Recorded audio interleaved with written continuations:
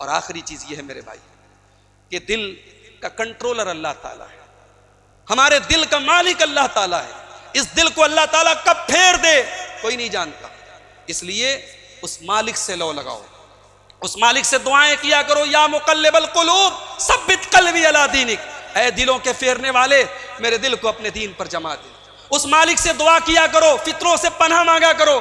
اے اللہ، اللہ کے نبی کہتے تعوذوا باللہ من الفتن، فتنوں سے اللہ کی پناہ مانگو. اس مالک سے پناہ مانگا کرو فتنوں سے. اللہ کے نبی کی ایک دعا سکھا دیتا ہوں، اس کو یاد کر لو. اللہ کے نبی دعا کیا کرتے تھے، ترمذی کے اندر یہ دعا موجود ہے صحیح حدیث ہے.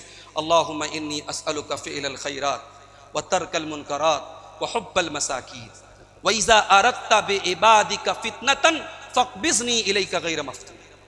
اس دعا کا مطلب یہ ہے کہ اے اللہ، میں تجھ سے دعا کرتا ہوں نیکیوں کے کام کے کرنے کی اور برے کام کے چھوڑنے کی اور غریبوں سے محبت کرنے کی.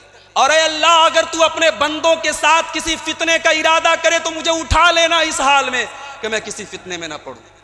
یہ نبی کی دعا ہے، یہ پیارے نبی کی دعا ہے. اس دعا کو پڑھا کرو، اپنے الفاظ میں بھی اللہ سے دعا کیا کرو کہ اے اللہ ہمیں فتنوں سے بچا لے. اپنے آپ کو اور اپنے پریوار کو، اپنے اہل و عیال کو جہاں تک ممکن ہو ان فتنوں سے بچانے کی کوشش کرو میرے بھائیوں.